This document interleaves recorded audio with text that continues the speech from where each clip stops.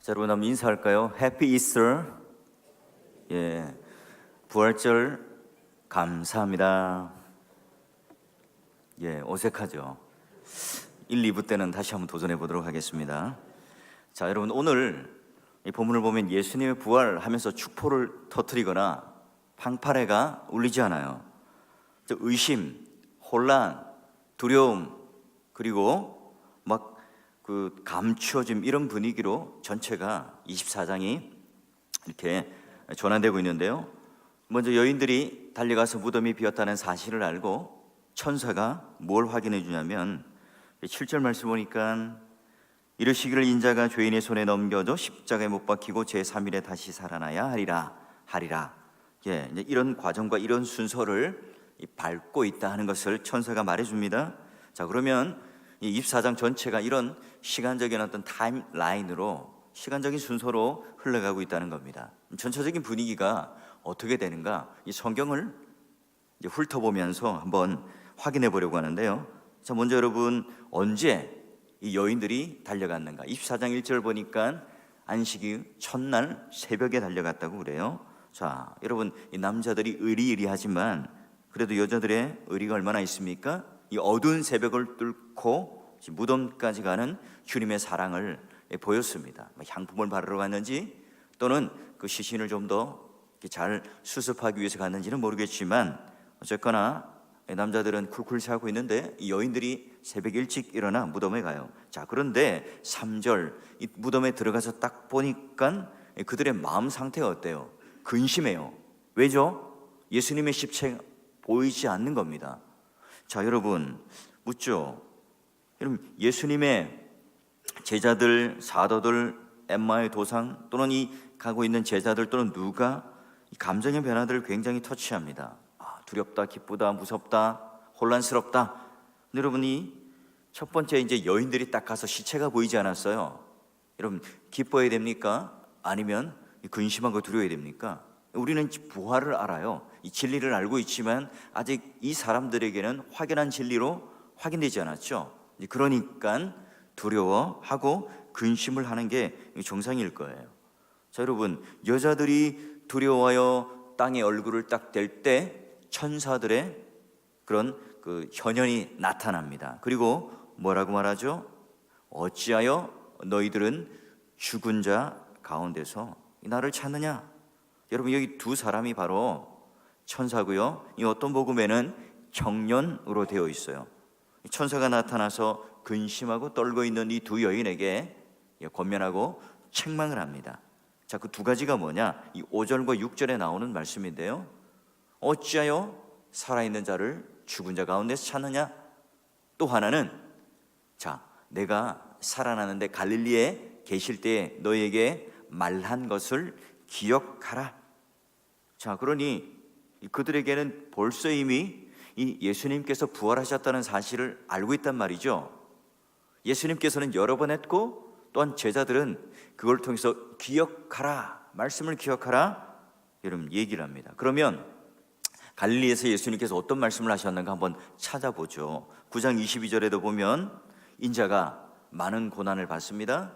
장로들과 대제사장들과 서기관들에게 버림받아서 죽임을 당하고 십자가 사건, 그리고 제3일에 살아나야 하리라 하시고, 자, 분명히 십자가 사건과 부활 사건에 대해서 한 번도 아니고 여러 번 제자들과 또한 그를 따르는 무리들에게 이야기를 했어요. 그리고 누가복음 9장에도요 마찬가지입니다. 이 일에 대하여 내가 그런 로마 군병의 손에 넘겨져서 죽게 된다는 이 사실을 알고 또한 이 사실에 대해서 그들이 들었지만 이 묻기를 두려워하였더라, 이렇게 말하고 있어요. 그들은 말씀은 듣긴 들었지만 아직 깨달아지지 않고 믿어지지 않았죠. 이렇게 알아듣지 못하는 이 말씀을 물으면 되는데 예수님께 여쭙지를 못하고 질문 그 자체를 두려워했다는 거예요. 그들의 인식세계 속에서는 십자가가 무엇인지 부활이 무엇인지를 알지를 못했어요. 여러분, 주님께서는 야, 너희들이 어떻게 이 죽은 자 가운데서 산 자를 찾느냐? 또는 내가 너에게 이미 이 말씀을 여러 번 했는데 왜 기억하지 못하느냐, 이 천사를 통해서 먼저 지금 여인에게 일러주고 있어요. 자, 그러면 이제 누가복음 24장 7절에서 8절 똑같이 제3일에 살아나고 예수의 말씀을 또 기억하라, 이 말씀은 계속해서 이어집니다. 이게 뭐죠? 지금 중요하게 천사가 나타나서 현현하여서 그들에게 지금 하고 있는 강조점이 뭡니까? 너희들이 지금 무슨 경험을 하고 있니? 너희 눈에 보이는 게 무엇이냐? 너희가 지금 무덤을 더듬어 봤을 때 어떤 증거가 보이느냐? 너는 지금 어떤 감정의 상태와 어떤 감격을 누리고 있느냐? 너는 어떤 공포심과 어떤 무서움 속에 떨고 있느냐? 여러분, 이걸 가지고 내가 3일 만에 살아난 이 부활 사실을 확인하라는 걸까요? 아니죠. 뭘 기억하라? 예수님께서 하셨던 그 말씀, 내가 했던 이 말을 너희들은 기억하라 라고 이야기를 해요. 그러니 여러분, 오늘 우리가 알고 있는 것처럼 빈 무덤을 보았고 개켜져 있는 옷을 보았고, 자, 그런 것들을 통해서 우리가 부활을 확인했다, 이게 아니라 예수님께서는 철저히 뭡니까? 우리의 경험, 빈 무덤 또는 개켜져 있는 옷, 여러분, 이런 사실들이 아니라 예수님께서 지금 내가 너에게 뭐라고 말했니? 십자가 대속의 의미, 왜 예수님께서는 살아날 수밖에 없는가? 그 부활의 참된 의미를 너희들에게 여러 번 말했는데 그걸 다시 기억하고 그걸 다시 너희들 마음에 새기고 묵상하라 말씀합니다. 자, 이제 이 여인들이요, 그 현현했던 천사를 통해서 하나님의 뜻과 그 메시지를 들었습니다.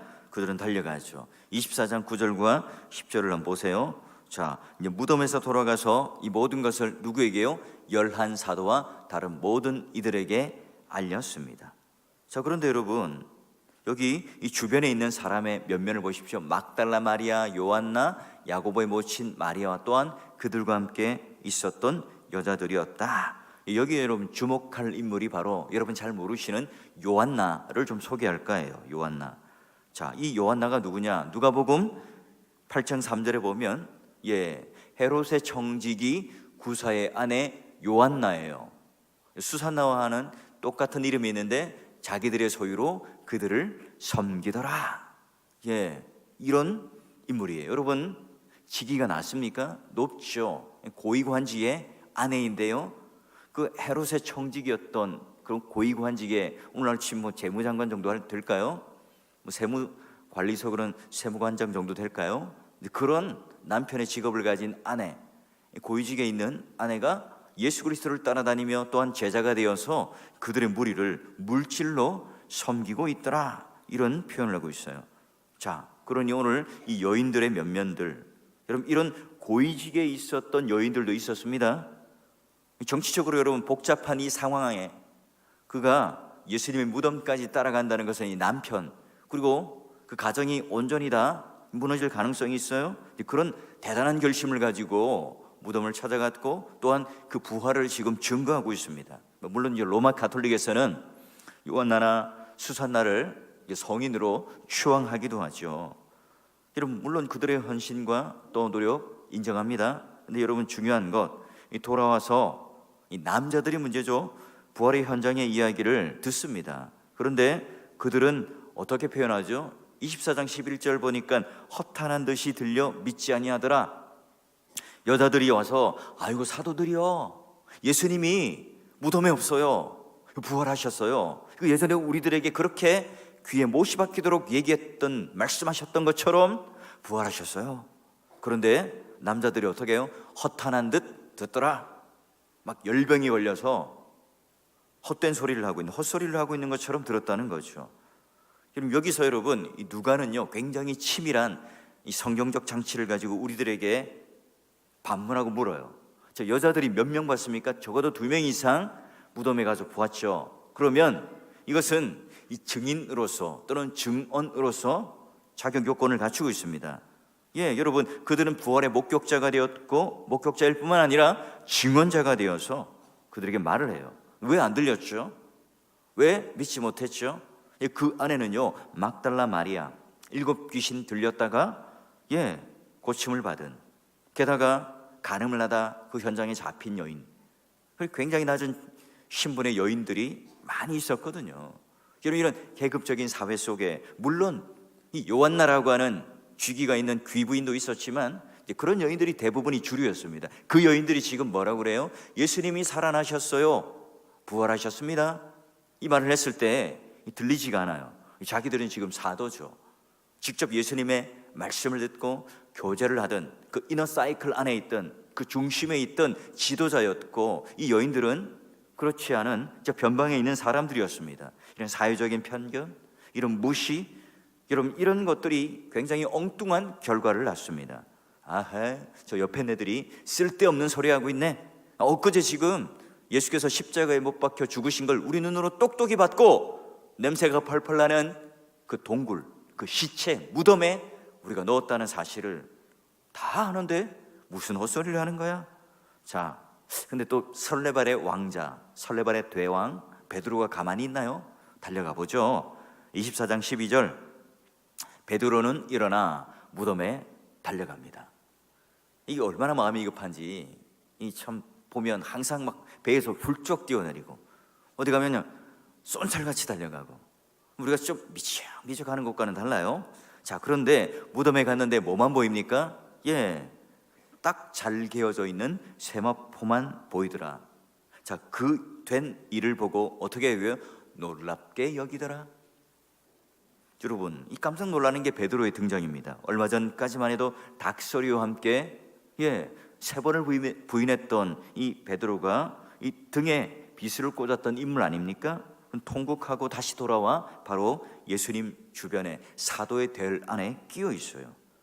그들 가운데 또 여전히 이 베드로와 요한이, 사복음서에 보면 베드로와 요한이 막 달리는데 대부분의 성화를 보면 베드로는 좀 나이가 있었으니까 젊었던 요한이 먼저 달려가고 베드로가 엎치락 뒤치락하는 그런 그림들이 있어요. 두 사람이 이 새벽 바람을 맞으며 열심히 달려가서 무덤가에서 봤습니다.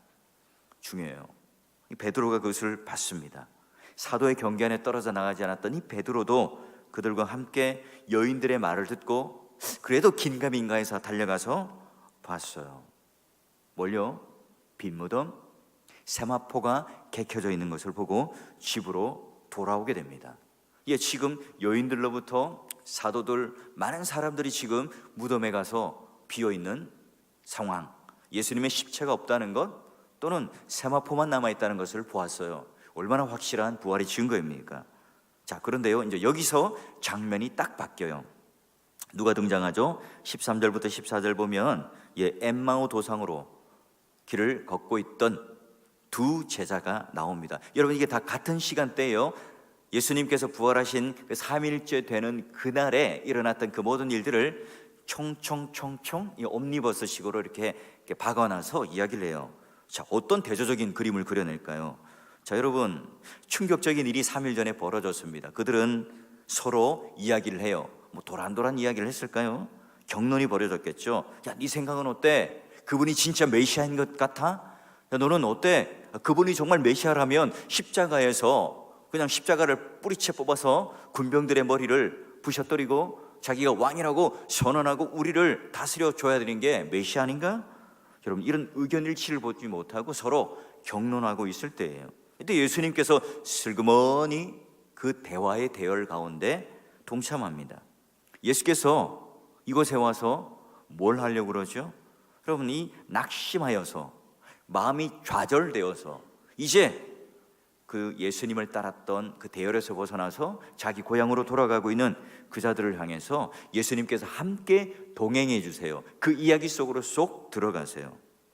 부활하신 예수님께서 찾아가셔서 그들이 그런데요, 부활하시기 전 예수님, 부활하시고 난 후 예수님 잘 구별하나요? 처음엔 잘 알아보지 못해요. 예수님의 익살이죠. 예수님의 드러난 감추심이에요. 그 대화를 보면 압니다. 여러분, 16절부터 17절 보니까 그들이 눈이 가려워져서 뭐 예수님이 뭔가 또 다른 신비한 존재가 되거나 예수님께서 무슨 굉장히 변형이 되어서 알아보지 못할 트랜스폼이 되어서 완전히 변형된 모습이다, 그런 의미가 아니라 뭐예요? 그들의 눈이 가려졌다. 예수께서 길 가시면서 서로 주고받는 이야기 속에 야, 너 뭐하니? 무슨 이야기하니? 물어봤는데 두 사람이 어떻게 해요? 슬픈 빛을 띠고 물러서 서더라. 여러분, 예수님께서 본인을 밝히지 않죠. 모른 척하고 또한 슬그머니 그들의 대화 속에 들어갑니다. 여러분 이 그림을 딱 대지어 보면 어떻죠? 우리가 부활을 믿는다는 이 사실, 내가 얼마나 많은 공부를 하고 세상의 어떤 과학적 지식을 많이 가지고 있다, 여러분 이걸 가지고 우리가 믿을 수 있는 게 아닙니다. 여러분, 눈이 가려져 있다면 이 부활을 깨닫거나 믿지를 못해요. 좋아요, 여인들이 달려가서 빈 무덤 보았습니다. 그리고 베드로가 달려가서, 요한이 달려가서 개 켜져 있는 세마포옷을 봤어요. 여러분, 이보다 더 확실한 증거가 있습니까? 여러분, 그게 오늘 부활의 오늘 우리의 믿음의 확실한 증거가 맞습니까? 여러분, 그건 어떤 하나의 현상을 바라볼 뿐이었어요. 여러분, 그런 것들을 막기 위해서 그때 돈을 주고 거짓말 하는 사람들을 사서 가짜 뉴스를 막 퍼뜨리죠. 야, 그 예수님 부활한 게 아니야. 예수님은 그 시체를 누가 훔쳐갔어. 예수님은 잠시 혼절해서 기절했다가 깨어난 거지 살아난 게 아니야. 여러분, 얼마든지 그 당시 때 썰 여러 가지 썰들을 베풀면서 또한 그런 헛소문들이 퍼나있습니다. 부활하신 예수님 자신을 드러내지 않고 그들 대화 속에 쏙 들어가서 무엇을 말하고 싶을까요? 내 감정이 슬프다고, 내가 깜짝 놀랐다고, 내 근심하고 두려워한다고, 내 눈으로 보고 보았다고, 만졌다고, 여러분 이런 어떤 우리의 체험적인 것만으로 오늘 우리 부활을 이해하고 믿을 수 있느냐? 아니라는 거죠. 그들의 감정선, 자, 이 37과 36절에 한번 보게 되면 놀라고 무서워하더라. 그런데요, 그 보는 것을 영으로 생각한다. 이게 좀 너무 고급스럽게 번역했는데 유령으로 봤다는 거예요. 자, 유령으로. 그리고요 38절부터 41절 딱 보니까 예수님께서 이제 딱 나타나셔서 이 말씀을 하시고 손과 발을 보이시나 너무 기쁨으로 아직도 믿지 못하고 놀랍게 여길 때에 여기 무슨 먹을 것이 있느냐 하시니, 예수님께서 보이셨고 이제 이들은 이제 믿기 시작하고 기쁨이 밀려오기 시작합니다. 그러도 여전히 그들은 놀라서 믿지 못하고 어리둥절하고 있을 때 주님께서 이때 뭘 물어요? 야, 너희 믿음 최고야. 이제야 너희들이 드디어 믿는구나. 하지 않고 뭐라고요? 야, 여기 배를 살짝 만지면서 먹을 것이 있느냐 물으세요. 굉장히 인격적이고 굉장히 따뜻하죠. 여러분, 죽었다가 살아나셔서 그들 의심하고 두려워하고 무서워하는 그 제자들 앞에 딱 섰을 때에 뭔가 멋진 모습으로, 변형된 모습으로, 이 세상에 어떤 권세도 범접할 수 있는 없는 그런 모습으로 딱 보이셔서 뭔가를 보여줘야 하는데, 친절한 옆집 아저씨처럼, 이웃집 오빠처럼 나와 함께 늘 교제했던 아주 끈끈한 벗처럼 함께 동행하고 걷고 이야기하시고 보여주시고, 야, 여기 먹을 것이 없느냐? 그들에게 손을 내밀어요. 여러분, 그렇죠. 우리가 예수님을 안다는 것, 부활을 안다는 것은요, 우리가 알고 있는 그런 열광적인 주관적인 체험을 통해서 믿어진다, 그건 수단이 될 수 있습니다. 예수님께서 그런 수단을 주셔서 믿을 수도 있죠. 그러나 여러분, 중요한 것은 첫 번째는 하나님 말씀을 통해서 기억될 때에, 주님께서 하셨던 그 말씀이 기억될 때에, 깨달아질 때에, 그리고 그 예수 그리스도께서 그 말씀을 풀어서 성령의 놀라운 조명하심으로 그들의 어두워진 그 눈을, 그 비늘을 벗겨 주실 때에 바로 그들에게 있어서 이 부활은 진짜 부활로서 믿어지는 거죠. 그래서 44절 45절을 보니까 모세와 율법의 선지자, 구약 성경이죠. 그 이루어져야 될 그 모든 예언들, 이에 그들의 마음을 열어서 뭘 깨달아요? 성경을 깨닫더라. 그 깨닫게 하신 주체가 바로 예수 그리스도고, 그리고 46절부터 쭉 뒤에를 보게 되면, 자, 이 모든 일에 뭐가 돼요? 증인이 된다 라고 나와요. 자, 그런 여러분, 엠마오 도상의 두 제자와 함께 여기 나오는 전체적인 인물, 새벽 시간이라서 꼼꼼하게 다 볼 수는 없지만 저 큰 그림 속에서 이렇게 여러분에게 말씀드리는 것은 뭐냐면, 이제 엠마오 도상에 있었던 그들이 기억하고 깨닫고 예수님을 통해서 그 부활에 대한 이 사실을 정확하게 이해하고 믿음이 들어오니까 그들의 마음이 어떻게 돼요? 뜨겁더라. 좀 더 이렇게 맛깔나게 번역하면 막 불타오르더라, 이렇게 이야기를 해요.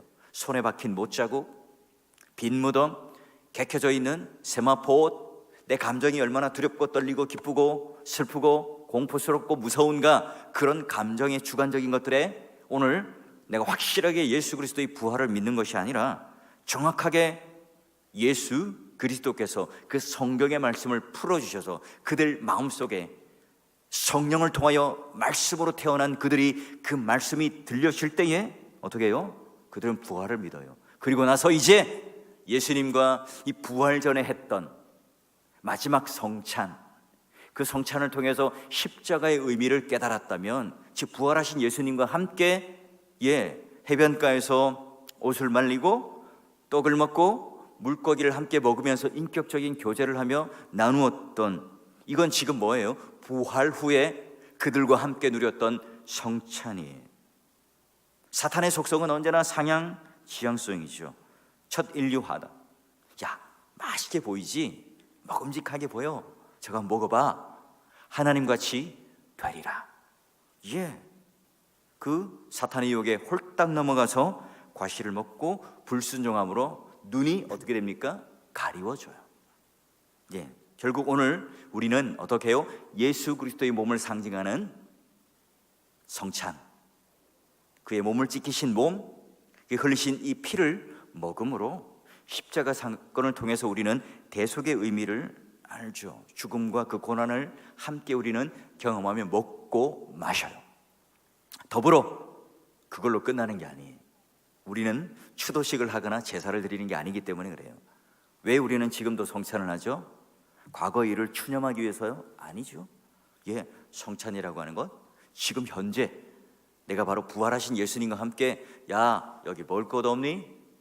이 세상에서 허기지고 광야길을 걸어가면서 수많은 이 제한된 자원에서 서로 싸우고 서로 물어뜯는 이 세상 속에서, 경쟁이 가득한 이 세상 속에서 오늘 예수님께서는 의심 많았던, 두려움 많았던, 예수님이 진짜 살아난다는 사실을 믿지 못했던 그 제자들과 함께 아주 멋지고 맛있는 성찬을 끓여 다 이렇게 풀어놓고 오늘 하나님의 그 통치 아래 본래 위치로 그들은 돌아가고 있어요. 에덴 동산에 쫓겨나서 본래 누렸던 그 맛있는 음식, 또한 식사를 하지 못하고 쫓겨났던 그들의 인생이 다시 주님의 식탁의 자리로 돌아오는 게 뭐라고요? 십자가와 부활의 사건이라는 겁니다. 믿음의 동역자 여러분, 오늘 우리가 어떻게 여러분 부활을 믿고 깨닫게 되셨습니까? 성경의 계시, 성령의 조명하심을 통해서 나는 분명히 그 부활을 믿고, 그리고 내가 이런 성찬을 통해서 부활하신 그 예수님과 함께 천국에서 미리 맛볼 이 성찬을 함께 누리는, 야, 여기 먹을 것 있느냐? 정말 지극히 사소한 것 같지만 그러나 우리 일상 속에 파고들어서 늘 누릴 수 있는 만찬과 성찬, 그 일용할 양식이 되시는 그 예수님을 내가 매일매일 만나는 사건이 뭐라고요? 바로 부활이라는 거예요. 무슨 증거주의로, 은사주의로, 열광주의로 그 부활을 내가 믿고 열광하는 맹신도가 아니라, 분명히 하나님께서 우리에게 주신 허락된 말씀을 붙들고 주님 오시기까지 그 말씀을 붙들고 창념할 때에 나를 불붙게 하는 가장 중요한 요소가 뭐예요? 말씀. 하나님 말씀이 오늘 풀어지고 내 눈이 열려서 내 마음이 뜨거워졌더라. 부활을 믿고 성찬의 의미를 알고, 여러분 성찬도 그 의미를 아는 만큼 은혜가 되고 힘이 되는 거예요. 부활하신 그 예수님을 만났다면 그 부활하신 예수님을 만나 누리는 놀라운 우리의 부활 체험, 다시 이 하나님의 양식을 먹고 내가 일어나고 힘있게 능력 있게 다시 내가 하나님을 향하여 그 믿음을 가지고 이 세상에서 주눅들지 않고 호령하며 승리하는 그 모습을 가지고 살아갈 수 있다는 거죠.